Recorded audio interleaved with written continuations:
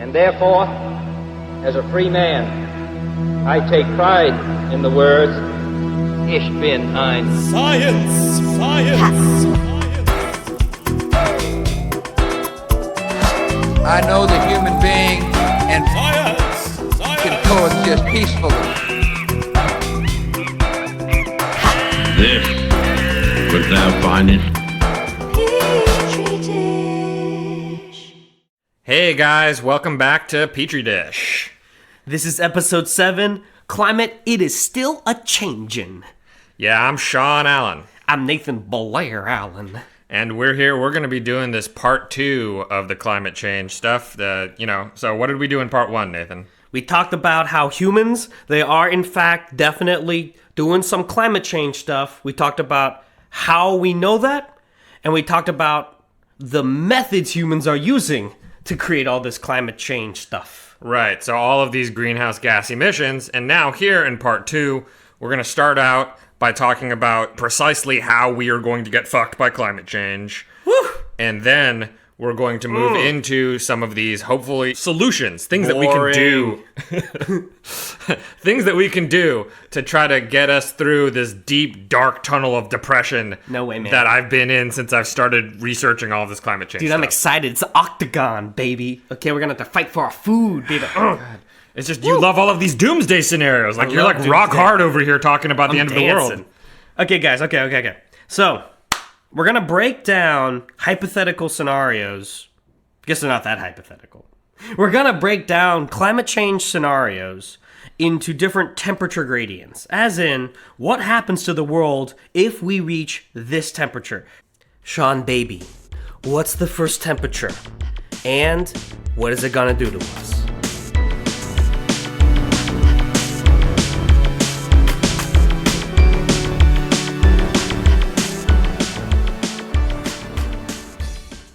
So, the first temperature is 1.5 degrees Celsius. 1.5. And in a lot of the climate change models, what they're talking about is the temperature in 2100, the year 2100, right? So 80 years down the road. I'll be dead. Who cares? You're going to be alive. You're gonna be hanging out. You're gonna connect me to like a tube or something? 108 years old, real angry. I don't think I'm making it to 2023.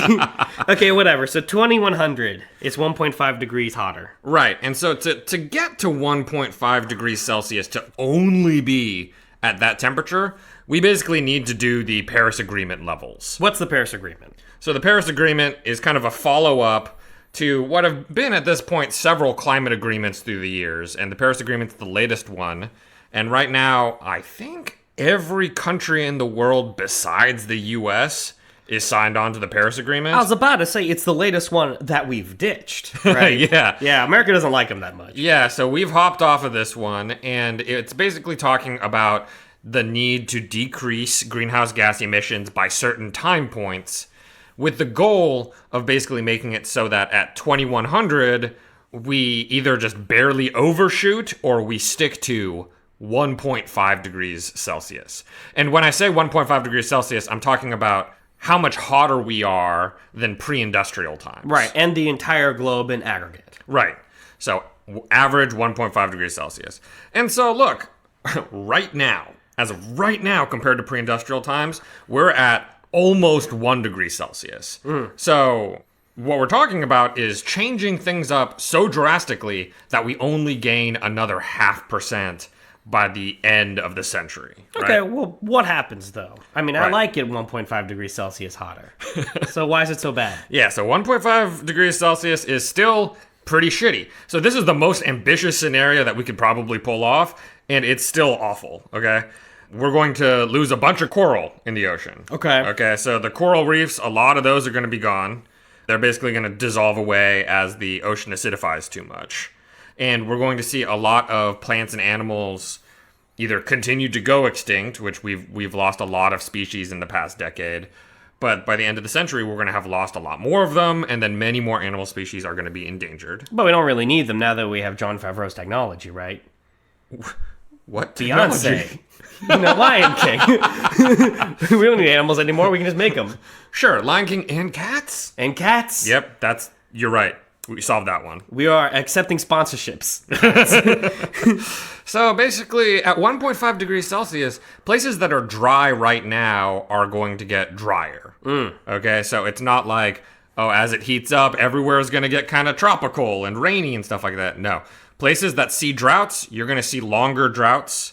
Places that have a tendency to get dry, you're going to dry out and probably see more fires. And then, on the other hand, wet areas are going to see more rain, and so a lot more places are going to be flooding more consistently and larger floods for longer periods of time. But Greenland be pretty nice then, right? I think Greenland's going to be on fire. Oh, really? Yeah, so it actually... Some of the places where you're going to see the biggest changes in temperature are actually up in the Arctic. Oh. And so that includes a lot of areas in Canada, a lot of the tundra in Russia, Siberia, and some parts of Greenland. And a lot of those places, the permafrost is going to thaw. That's going to release a lot of CO2. And a lot of what's essentially peat is probably going to catch on fire and burn. So, probably for the best that Donald didn't buy Greenland then.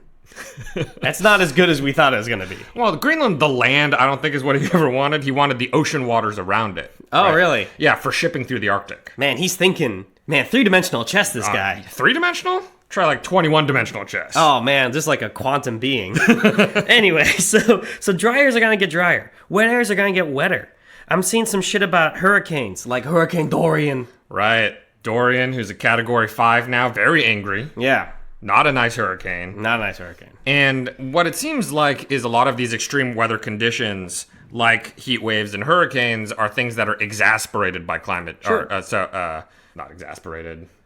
Exacerbated. Exacerbated. You're so beautiful. Masturbated. Exacerbated by climate change. And so at 1.5 degrees Celsius, you can bet hurricanes are going to be larger. It's not the connection as to whether or not there's going to be more hurricanes is not as clear. Yeah. But they'll have an easier time growing. Right. In size and speed. They benefit from like warmer waters in general, right? Right. If you don't see more hurricanes, you'll definitely see more consistently strong hurricanes, Category 5s. Why would there be more heat waves? Like, there's obviously, it's hotter, but like, why a heat wave specifically? Why would it be so concentrated at certain moments? Is that like wind patterns or something?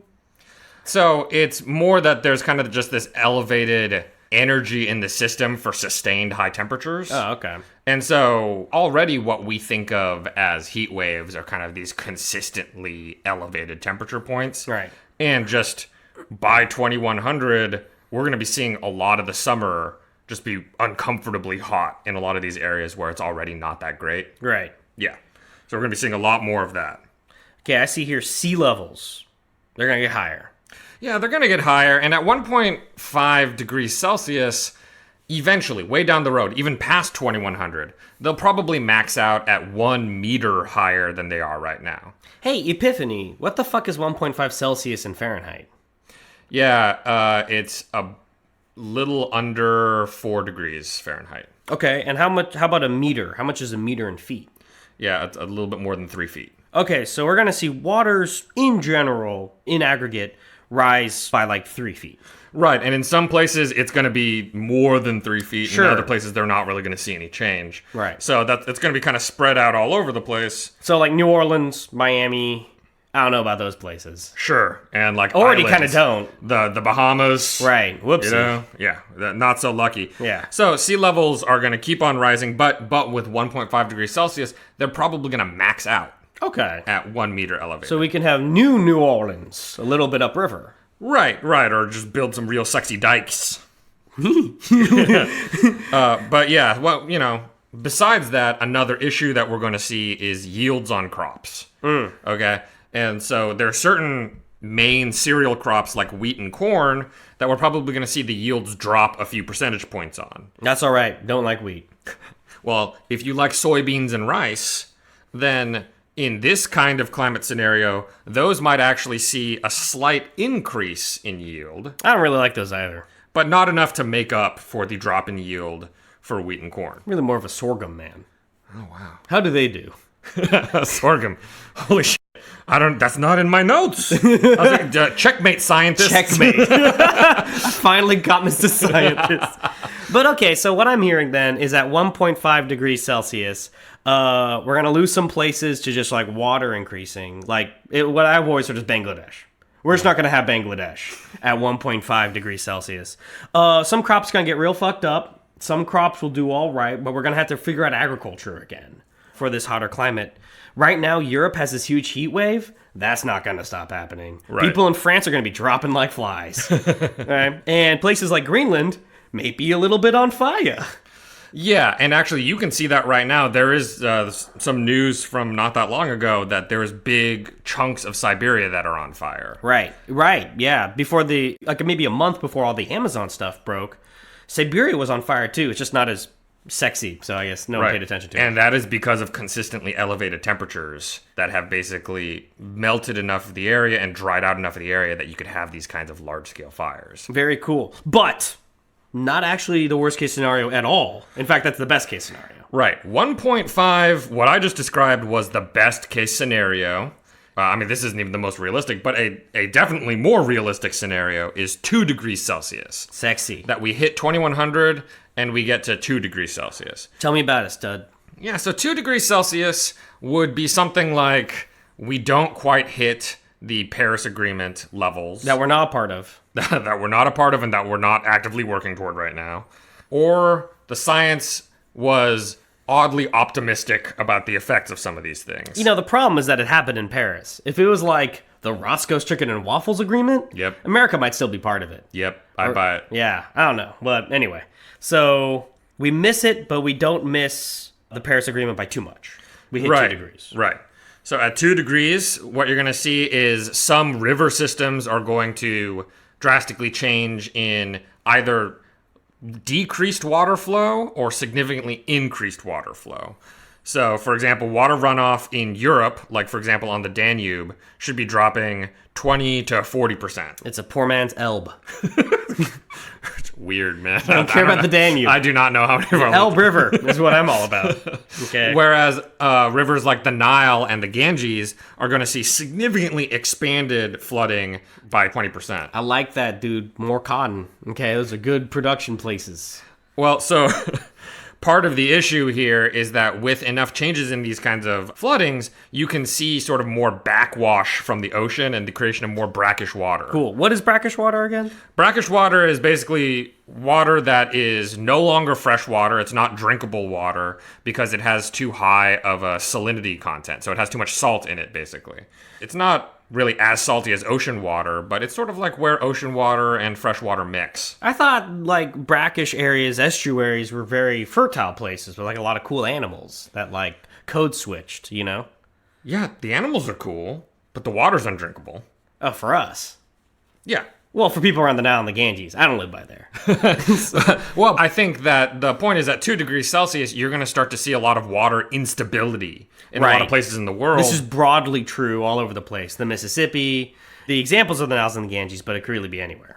Yeah, and in a lot of these places, the water instability is just going to be because the water levels drop, like in the Danube. Yeah. And in other places, the flooding, which sounds like it would increase the amount of water, might not, because if it expands in a certain kind of way, you'll see this backwash and this disruption of that water supply, creating more of it to be brackish, basically. Right. And as you have all this instability that I'm sure leads to all sorts of displacement, we also have a general decrease in crop yields. Right. At 2 degrees, in contrast to 1.5, now all of those main staple crops for food are going to see decreased yields. And so that means that people are going to have less water to drink and people are going to have less food to eat. And in some places like the US, that means we're all going to get a lot more fit, be a lot sexier. But in a lot of places in the world, it less means, good news. Yeah, people are going to be hungry and mal and undernourished and probably pissed. You know what I mean? Or dead. Sure. I think a lot of them are going to be dead, but I think we can expect a lot of instability in those regions. Okay, I see this one here, this note. Fisheries will drastically reorganize and fish will change their geographical ranges, which is very optimistic to imply that fish are still alive. I like that.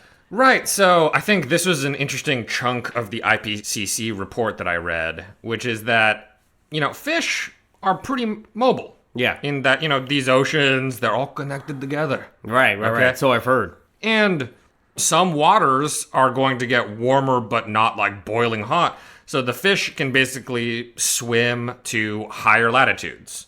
So they could go closer to Antarctica. They can go higher up into the Arctic and everything to try to find water that isn't too hot for them.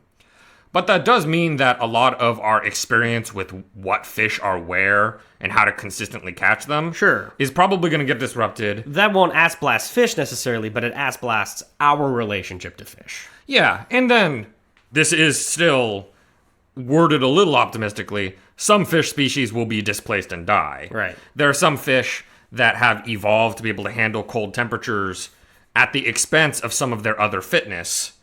And then once those cold temperatures aren't around anymore, other fish are going to swoop in, eat their food, they're going to die. So, some fish species will get knocked out. And they're going extinct at the same time as all sorts of adorable plants and animals like koalas and the redwoods.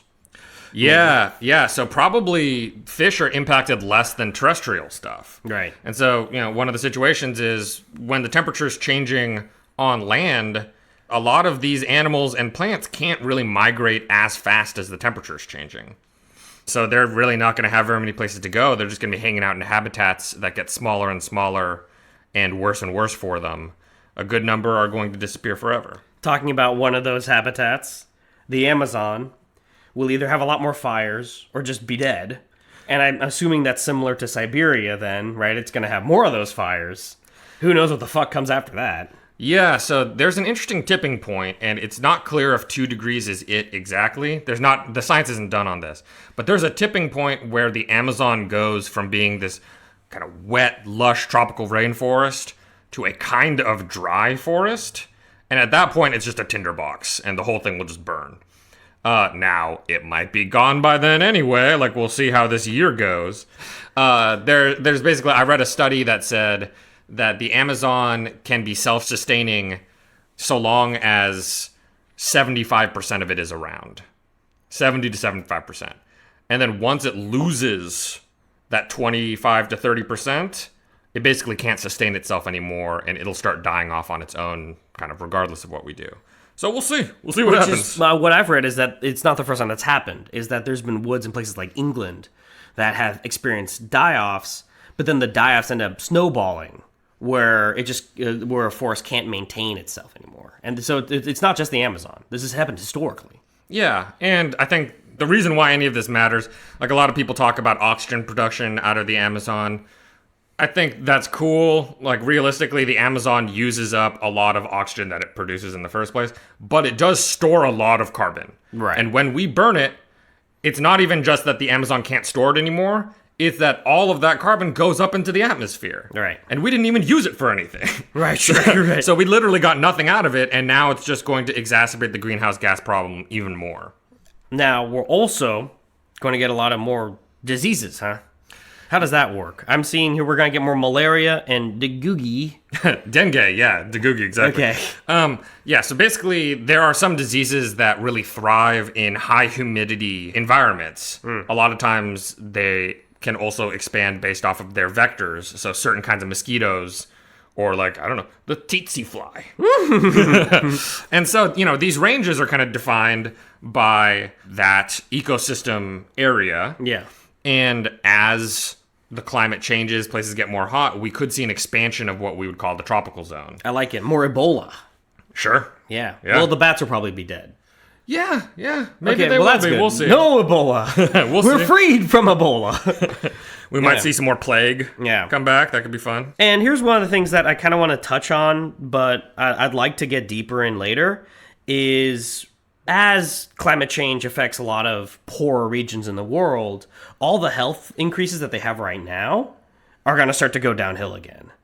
Right? So we expand on this for me, but like sub-Saharan Africa, India, whatever, the third world, those places are going to get a lot worse. Yeah, so even though these places are definitely still developing, there have been economic advances. People have been getting more money, and those people have been healthier. They've been living longer lives. Their children have been growing taller, have been better nourished, and we're going to see an erasure of pretty much all of that progress by 2100 due to climate change and the diseases, malnutrition, and lack of water. That's basically going to get rid of all of that economic progress. Now, guys, let's take a break. But But after the break, we're going to talk about the worst case scenario. What happens if we hit 4 degrees Celsius? What happens to the world? What happens to us in the world? It's going to be pretty awesome. We'll get to it pretty soon. Sean here. You may know Stacy as our resident sound lord. What you don't know is she's a violent psychopath. You think I'm funny, punk? No, please, I'm married. No! You just heard a man die because of Stacy, and she disposed the body in the local marsh, so the cops will never know. Only you. No. I'm the Easter Bunny. If you need someone dead, hire Stacy. Okay, guys, we're back to Petri Dish, and now we're going to talk about my favorite stuff, apocalypse. What happens when we hit 4 degrees Celsius? What's that in Fahrenheit, John? 7.2. Okay, baby, 7.2. Globally, the world is hotter. What's going on? Yeah, 4 degrees Celsius by 2100 is a real fucking bummer. That said, that's the temperature we're probably going to hit if we don't change what we're doing right now. Mm-hmm. Okay, so that's pretty fucked up. That doesn't leave a whole lot of margin for error for this. So just keep that in mind while I'm going through what's going to go on here. So 7.2 degrees Fahrenheit higher is the global average, right? So that includes like out in the fucking middle of the Pacific Ocean or whatever. What's really going to happen, what that would mean for our lives, is that during the summertime, we could be talking about heats 12 to 14 degrees hotter, okay? And I lived for a little bit in Chicago, all right? So sometimes in the summer, we could be talking about 100 degrees Fahrenheit and like 100% humidity. And so 100% humidity with 114 degrees Fahrenheit, I don't think anyone would be outside. We'd all just be inside running the air conditioners the whole time. It would basically shut down life in a lot of these places. People wouldn't be going outside. See, I filmed something in Oklahoma, so I've already seen that, though. I've already seen life shut down in Siesta, so I'm not scared yet, man. Keep going. Make me scared. Well, look, when we get heat waves going in a lot of these places where we would be growing crops, we could see temperatures that would basically just bake the crops in the field and would make it so that workers couldn't consistently work outside in the field. And hey, look, if they tried to anyway, you'd see a lot of dead workers out there. Sean, I don't even like crops, dude. I eat meat, baby. You gotta keep going. Make me more scared, dude. Well, I mean, I would imagine that you could see a lot of cows dying out in the field too. You son of a bitch! But You stay away from my cows. What we're gonna see is crop yields that could drop by as much as 25%. Okay. Which at that point is significantly destabilizing for populations that don't have a lot of food to begin with. Sure, as Americans, it's like, we probably should eat 25% less stuff. Right. But if you like in fucking East Africa, whoopsie daisy, you need 25% more shit. Right, and all of these numbers that I'm talking about are for like staple crops. Right. Like, fucking forget about apples, dude. Cherries, like, you know, all I of don't these like those other anyway. supplement. God, what are you talking about? I like I cherries. saw you licking an avocado the other day. You didn't even take the skin off. I actually do eat kiwis with the skin on. You're like, No, I don't. That's gross. I eat this kiwi with the oh, skin you on. bite them. Yeah, I'll right Oh, through it. I thought you suck on the hairy part. No, I enjoy the hairy part in my mouth. Okay. So I think there's a really significant health risk to people dying from just like heat stroke and dehydration. okay, not scared yet. What else? What else, bitch? Keep it going. All right. We're going to see sea levels rise by probably up to 3 meters to like 9 feet over your head, well over your head. I'm a short man. So that means that there's going to be some low-lying coastal regions and islands that are largely going to disappear. Cool. Gotcha. Okay, so we're gonna lose a lot of places on the coast, which, by the way, isn't just like the water goes up 9 feet. Places that are not, places that are lower than 9 feet sink or disappear. It's also like that 9 feet increase erodes coastline, right? Right. So places that are higher than 9 feet but have really porous soil are also going to disappear, right? Yeah, and I mean, that sea level rise means that you're going to see salt water kind of invading further and further into communities as well. So you're going to see that taint a lot of water supplies. Taint? Seriously? Dude, stop it, dude. Trying to record a pod. I'm saying taint. God damn it. God damn it, Sean. Okay, so animal species. What happens to all these fucking flora and fauna?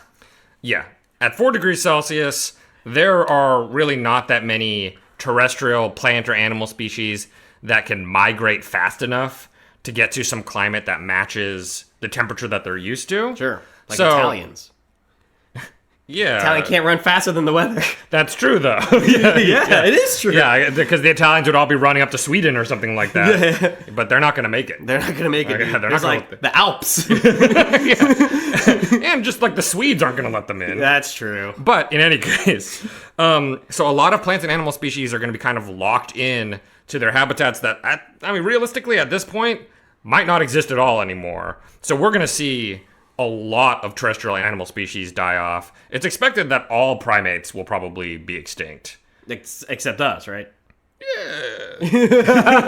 Well, okay. So let me say this much. 4 degrees Celsius, if we keep on the track to hit 4 degrees Celsius by 2100, unlike the 1.5 degrees Celsius scenario, which levels off at 2100, Right. we kept it to 1.5. 4 degrees Celsius is just the number we hit at 2100 on our way to blasting off to way hotter temperatures. Right, because at that point we've burned off the permafrost in Siberia, we've released a lot of extra methane that's in all those soils and all that peat, we've killed off all of the forests that we're carbon capturing. We're assuming in the model a lot of things that would necessarily, exponentially, make climate change worse. Right, and to get to 4 degrees Celsius, like I said, that's a scenario where we don't change anything. So this whole time, we've been dumping more greenhouse gases into the atmosphere. And so that means that 2100, sure, we'll be at 4 degrees. By 2300, we'll be past 6 degrees Celsius and dead. I mean, I don't actually expect human beings, if we continued on the track, to be existing 300 years in the future from now.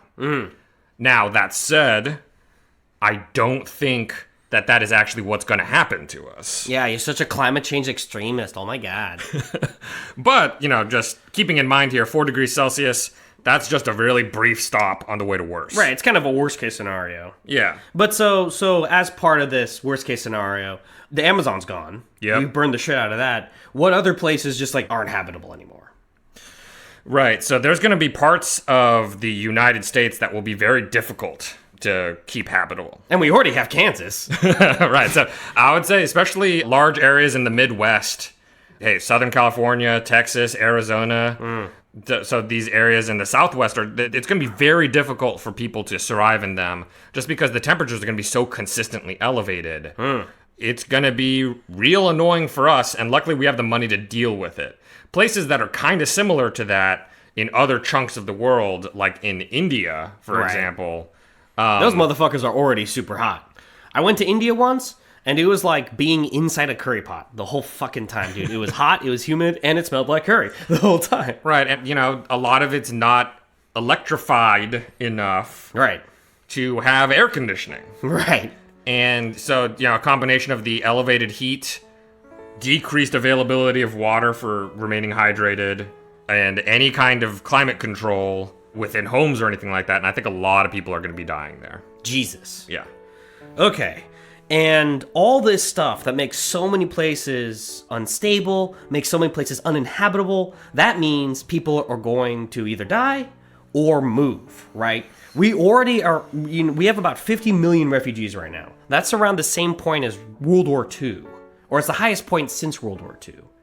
That is just the start, right? Right. Like, imagine all of the governmental instabilities that we're seeing in nations that are net influx of refugees. Got all of the debates that are happening about, like, oh, how many refugees can we allow in and everything. On crack cocaine. Yeah, we're already at this level where people feel like it's too much. Right, we're freaking out now. Yeah, and just look forward to literally, like, the entire country of India needing to figure out where they're going. That's right? 1 billion people. Yeah. And the entirety of the Middle East, right? There's almost no part of the Middle East that will remain habitable to human beings in the 4 degrees Celsius scenario. Right. So, whatever the issues with Syria were, it's all the countries there that are going to be displaced. I mean, that's what's interesting to me, is that a lot of the climate change conversation, our current politics is merely a prelude to even the 2 degrees Celsius scenario. Because even at 2 degrees Celsius, you still have people who have been climate changed out of their homes. Right, and it doesn't always look like climate change. It's not always people who are like, oh, it's too hot, like, let's move out of here. A lot of times it's going to look like war. A lot of times it's going to look like strife and, gang battles. It's going to be resource wars. Right. And so it'll be kind of dressed up differently than just people being like, oh man, we don't have any water or food, like we got to go somewhere. I mean, fuck, guys. To use a modern example, the war that's happening in Yemen is in many ways a resource war over water. A lot of water was used by farmers for a narcotic called cat. And that was a problem for like 20 years. They're running out of water now. The reason they're running out of water is A, poor agricultural practice, and B, fucking it's drying up.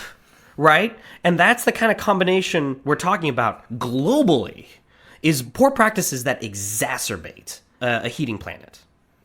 Yeah, so, 4 degrees Celsius, big time bummer. We'd be well on our way to irreversibly placing ourselves on the path of extinction. Yeah, like the planet survives. There's like cool fungal things going on in some places, and GG humans.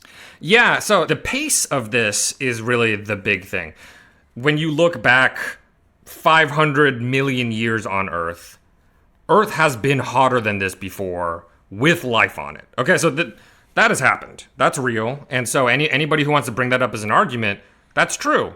The change from where we were 200 years ago to where we are now, from where we were 50 years ago to where we are now, is so much faster than almost any other change in temperature in the history of the planet that we're probably not going to make it. Almost any plant or animal on the surface of the world is not going to make it. A lot of the life in the ocean is probably not going to make it. The Earth will be fine as like a rock. Yeah, Earth rock makes it. Some other Gaia, and like plenty of single cell organisms probably make it. Right, there's going to be a good amount of archaea and bacteria, some fungi. Like in 10 million years, there'll be some awesome shit going on Earth. Right. So life, in a sense, will go on. We won't get to be a part of it. Yeah. So 4 degrees Celsius is way too fucked up. 2 degrees Celsius is still really messed up. And 1.5 degrees Celsius is the best we can do. But how would we do that? Okay, guys, we're going to take a break. And then after that, what can we do about climate change? My name is Tyler Jerry. If you're like me, you're a classy boomer who likes the finer things in life, but loves a good fuck. Luckily, there's a cruise for dingoes like us. Sextant Cruises. We'll sail down the Rhine or the Danube, throw all our room keys in our buckets, and wake up 9 days later in Istanbul. We'll be swinging like your wife's tits in my hands, and my wife's in yours. Take local tours of ancient sites. Partake in the finest wines of the region. Enjoy fabulous orgies on the top deck as a Little Eastern European man eggs you on with his strange Slavic reinterpretation of Sweet Caroline. See all the great cultural capitals of Europe, and sex right through them. Fuck Europe like nothing else since the plague. We all know you're sick of your kids. Drop them off at college. You hate your in-laws. Cancel your Thanksgiving plans. Leave it all behind, come to Europe, and fuck. Step aboard Sexton Cruise, sailor. I'll see you there. Okay, guys, welcome back to Petri Dish. We're over with my favorite part, which is doomsday. But we're going to talk about how we can solve things. Sean, when you were writing the notes, you told me a beautiful / again for me boring thing, which is that you're actually very hopeful walking into climate change. Why are you hopeful? Yeah, when I started all of the research for this, you were sober. And then you were drunk. Yeah. And you noticed the stars were pretty. Busted out the mezcal. Yeah. So first thing that we should kind of knock out there is we need to go to zero net carbon dioxide emissions as soon as possible. Are you telling me to get rid of my cows, sir? Cows are mostly methane, so you can keep them around. Okay, cool. Yeah. Carbon dioxide, okay? And the biggest bulk of the carbon dioxide that's getting popped out there is through power plants and industry. And so we need to be shifting over to renewable energies. But Sean, the only way I know how to make power is by fracking it. Why are you so into fracking, bro? Because it's a great word. Whoever invented fracking knew that like people like me were going to support fracking because I want to hear the word fracking. Like on a purely cultural gut level. Yeah, so we should be stopping fracking. Okay. I think the main priority, if we're going to break it down into subcategories, would be coal. We got to fucking cut it out with the coal, okay? Why is coal so bad? In comparison to gas and oil in terms of CO2 emissions, coal just puts out way more CO2 emissions. Okay. And also puts out black carbon. Okay. And black carbon also causes an increase in temperature by radiative forcing. Okay, so we need to find some jobs for those coal miner guys. We need to help those bros out because we need to shut this coal shit down. Yeah, let's get them building more solar farms and stuff like that. Okay. Let's get them building more power plants for renewable energy. And another part of this problem, it's not just us. Like, realistically, most of the coal usage right now is China. Well, this is an interesting subject that we're going to have to get back to, which is like global coordination. Right, which is, what the Paris Agreement was supposed to be doing, Right. but we fucking hopped right out of that. I mean, that's kind of the funniest irony about this whole debate is that I feel like I've heard people say, oh, well, who cares what we do? China's going to do this or India's going to do that. And it's like, bros, China and India signed up and they have a huge incentive to support renewable energies like they're already doing. China has subsidized solar panels hugely because those motherfuckers are going to get ass blasted by climate change. They have all the same problems we do, but they're way fucking poorer. Yeah, and so, on one hand, I want to laud China's effort in getting more renewable energy off the ground, which they definitely have. They've opened up a lot more renewable energy. So they're definitely getting more power from that. At the same time, in the past couple of years, they've spun up way more of their coal energy plants. Because even as fast as they're putting in renewable energy, they have more people entering the middle class and wanting electricity. And so they've had to make that up by starting to burn more coal. So we start a trade war with China and keep their people permanently lower class. Damn. So they just keep eating bamboos. I mean, the problem is that people who are living in conditions where their area is not electrified yet probably still burn coal. Right. Just in their furnaces, right? Cannot keep people poor. Right. Bad solution. So, especially in India, we need more electrification. We need to get more people hooked up to the grid, and then we need to work really hard to get that grid on renewables. Right. Step 1 is put everyone on a grid. Step 2, get that fucking solar, get that fucking wind. Which, by the way, solar is an increasingly efficient technology, right? Because of advances in batteries, right? Yeah, so batteries and then kind of on the way fuel cells is going to be a really interesting option. One of the potential technologies to help out with all of this, because we can stop emissions. Like, let's say we do, right? Let's say in an awesome situation, we're no longer emitting any CO2. We still have all the CO2 that's in the atmosphere. We need to decrease that, and so we need to do that through different carbon capture systems. Okay. Okay? So, right now, wait, just to be sure, we need to change our electricity, how we make it, to away from coal towards renewables. That's one thing. Second, we need to get carbon out of the air. How do we do that?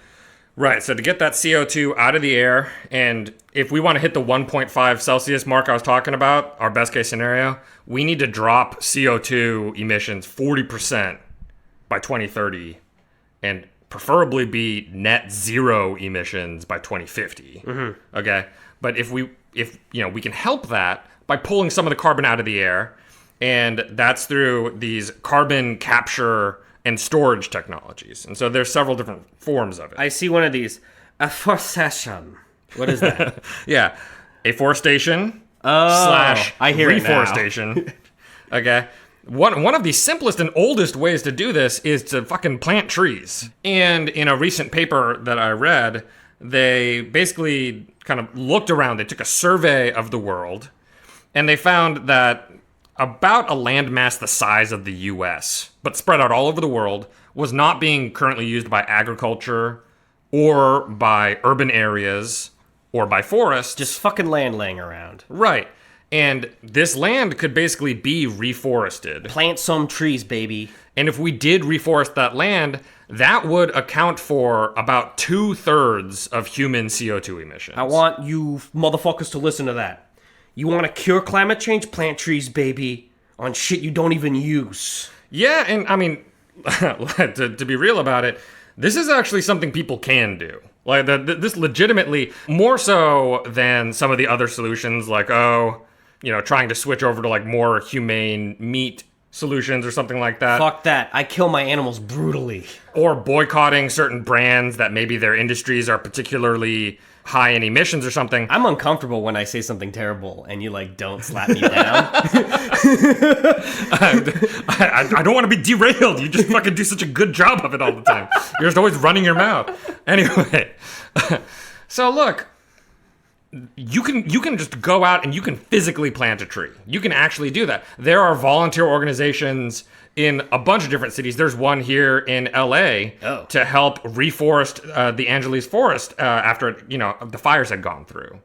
So, like, people can go, they can do that on their weekend and actually plant some trees out there. That legitimately makes a difference directly on the CO2 levels. A lot of people don't know this in America, but the whole nation of South Korea was heavily deforested after colonization and war. They had a day that was dedicated, every year, basically like fucking Forest Day. And they would just plant a tree, and it worked. Korea is a lot more forested now. This is something that really can happen. Yeah, so this is a legitimate thing that we can do. We can also, if we wanted to, try to restore some habitats. So we could put some work into restoring soil quality, planting, so not just planting trees, but also replanting the kinds of plants that historically were in the area to try to re-expand some of these habitats. And that can have a lot of benefits because just putting a bunch of trees and forests out there, you get the benefit from just the actual CO2 that gets locked into the wood. But you're missing out on a lot of the biodiversity of other environments. Right. So we could kind of get a little bit of both. We could re-expand biodiversity, help try to make these ecosystems more robust so not as many things go extinct, and also carbon capture. Right. There's a lot of layered positive externalities here. I mean, Lord knows there's all sorts of, this is going to sound so stupid by comparison, but there's all sorts of fisheries, all sorts of local economies that would benefit if our estuaries were healthier. Right. So these kinds of habitat restoration and expansion projects can help on the global warming side and just generally on the environmental ecological It's a good side. idea all around. Yeah. And then we have some technologies that are a little less frou-frou. I see Bix and Dax. Yeah. So BECCS, bioenergy with carbon capture and storage, is it's basically like you grow a field of plants or you grow a forest of trees and then you chop down those trees and burn them for power. Oh, I thought we were done burning the trees. So here's the thing. In the simplest implementation of BECCS, this bioenergy with carbon capture and storage, the idea is that would be CO2 neutral.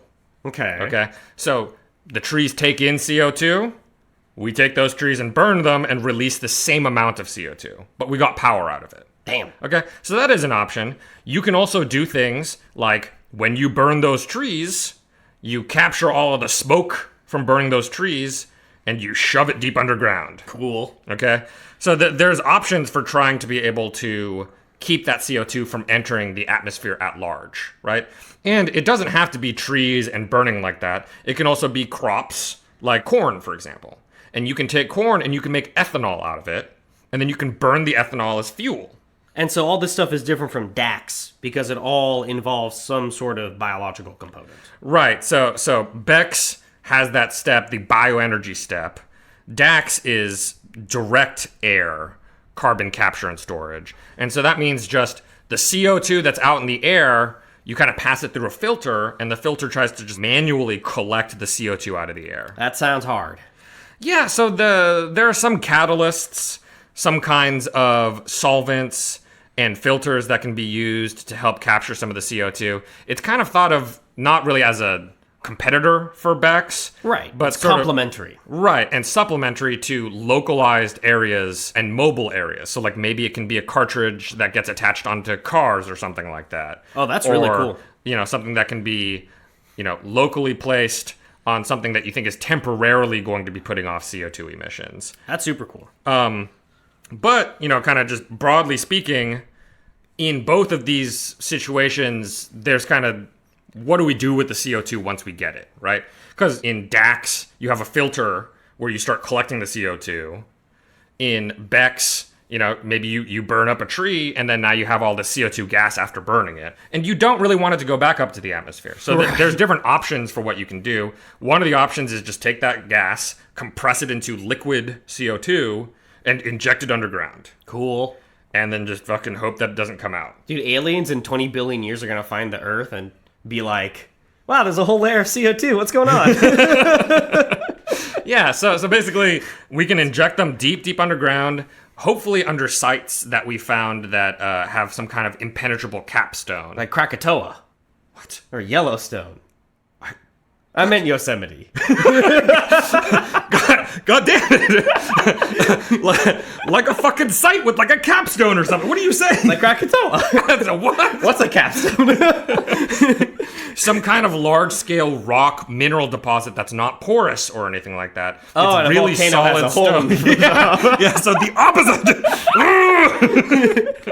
Okay, so we're gonna put the CO2 way deep in the earth, not at a volcano. Right, and then there's some other ideas out there. For example, CO2 can be reacted with certain kinds of minerals and metal oxides to basically form a solid. Okay. And so maybe we can just take CO2 as a gas, mix it with this stuff, and then turn it into a solid and just like kind of toss it on the ground somewhere. Cool. Yeah, that doesn't sound so bad. Bocce balls. And then sort of a linked idea to that is called pyrogenic capture and storage. And the way that works, it's really similar to BECS in a certain way, except we take the trees and instead of just burning them up, we pyrolyze them. And what that means is we put them into something that heats them in a vacuum. So it's not like burning. There's no fire, no oxygen getting used. Right. And the tree turns into 3 different things. One is it turns into charcoal. And we can take the charcoal and we can actually mix that in with soil. And that should actually increase the nutrient level of soil. So we could make richer soil using the charcoal. Cool. And that charcoal is carbon dioxide fixed. Solid carbon dioxide. That's not going to go anywhere. It's just going to hang out in the soil. Awesome. We'll also make an oil. That oil will be a liquid form of carbon dioxide that we can inject underground if we want. And then the last one is volatile gases. And we can burn those in a power plant and then capture that CO2 and fucking inject it underground or something like that. So basically, you can go through this process to turn trees into like a super sexy bunch of stuff that could improve soil and be kind of locked down somewhere. Okay. I see another solution here. Something really well. It's called alkalinization, which reminds me of League of Legends. Akali is a very good champ mid lane. So what is artificial ocean alkalinization? All right. It's actually alkalinization. Okay. And that's alkaline, which is the opposite of acidic. Are the oceans acid? Yeah, dude. So that's one of the main things that atmospheric CO2 gas actually does. A lot of it ends up getting absorbed into ocean water, and it makes the ocean water more acidic. And that's like fucking up all the coral and fucking up all the fishes and stuff. Right. So a lot of things that have skeletons made out of like calcium carbonate and stuff like that, those skeletons basically dissolve under acidic conditions. Dude, that's awesome. So you see some things have exoskeletons dissolve, and also coral reefs, they're sort of, their skeleton sort of setup is similar to that. Okay, cool. So what do we do with alkalinization? So we're making the ocean more basic, okay? And in doing that automatically would make it so that more CO2 is able to get dissolved in. Yeah, but bitch, what does that mean, dude? How you make an ocean basic? Yeah, so that's a good question. There are a few different ways to do it. We can take chemical bases and just literally just toss them, sprinkle them on top of the ocean. That sounds kind of wacky. Yeah, and one of the potential options is that there is a kind of mineral called olivine. And olivine is actually one of the most common minerals on Earth. I think I rubbed that on my face. Is an anti-aging thing. I think I bought some olivine from Gwyneth Paltrow recently. Yeah? Yeah. So it's kind of this stone, it's sort of green, okay? And what we can do is we could grind that up into a powder, and spread that over the ocean. Cool. And as it goes in, the carbonic acid that's dissolved in the ocean water will bind to it and turn into a solid and basically sink to the bottom of the ocean. So we would be decreasing the amount of acid that's dissolved in there. We would increase the pH to be more basic, and then more CO2 can dissolve in. And so basically we can use the oceans as these huge sinks for all of the CO2 that's up there. Okay, baby, now we got one last solution to climate change. This one is a doozy, though. Tell me about it, stud. Yeah, I like this one. SRM, Solar Radiation Management.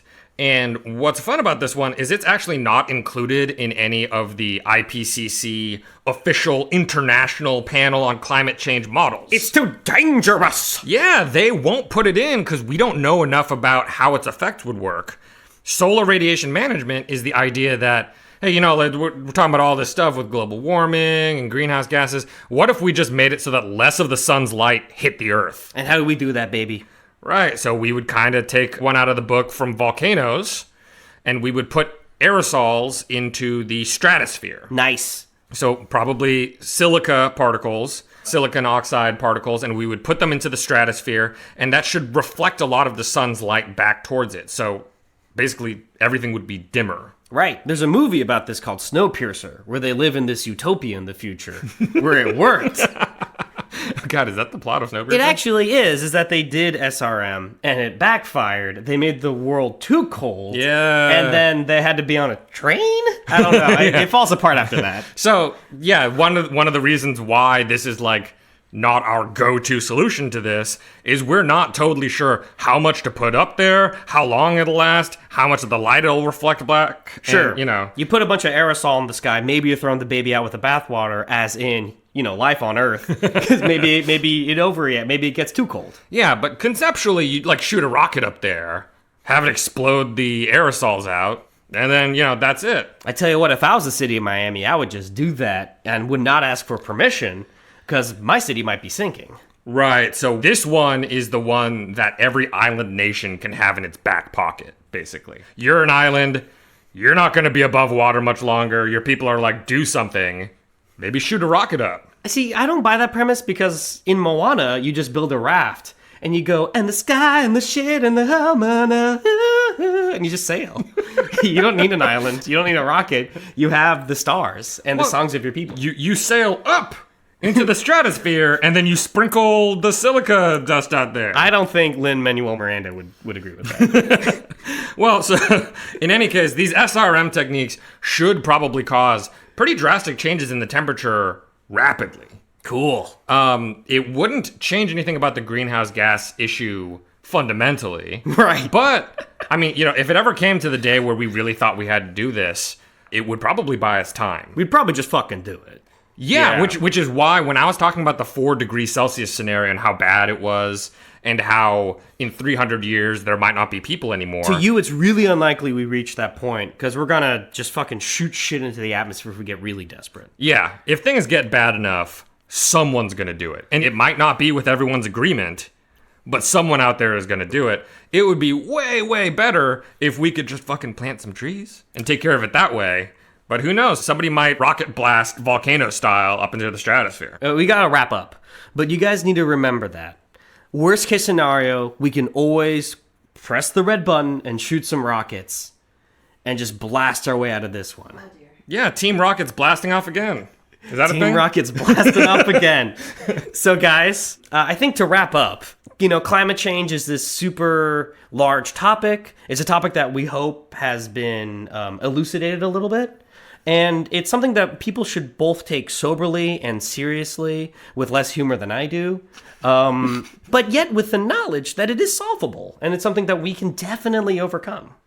Yeah, we can all do it on an individual basis. We can do things to help, like plant a tree. We can also go out there and we can vote for people who are going to do something about it on a national scale. And so that we can get together internationally, because this really is something that's going to take a coordinated effort of nation states all over the world. There's very serious changes that need to happen that really does require governmental and extra governmental efforts. That's true. These institutions do exist, and maybe they exist for a reason. yeah, they might have been sucking ass for a little bit for a while, but we can turn it around. I think that's really something that we can do. I'm actually very pro-government, so I do not approve of that, sir.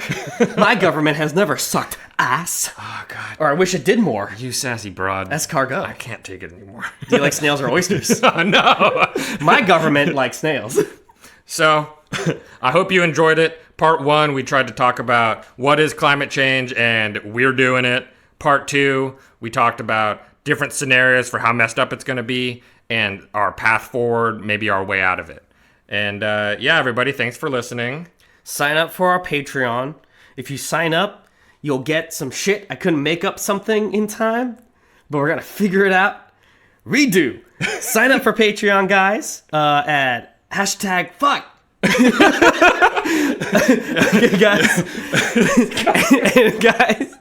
Okay, guys, sign up for our Patreon at Patreon-Petri Dish. Stop laughing. Oh my God. Patreon.com/Petri Dish. One of the things that we are thinking about offering to our patrons is, for example, some of our commercials, some of our ads, just putting them together so you can really get a feel for the story of like Donatella Iglesias and the things going on in his life. We got to thank Stacey Song, producer extraordinaire, Soundlord engineer, Brian Allen for the logo and artwork, and to you guys, our audience, Ich bin ein Science, each and every day. Yeah, plant a tree out there, dudes. Plant a fucking tree. More importantly, though, think about collective action, because, really, that's what institutions exist for. Yeah, plant a tree and vote. See you later.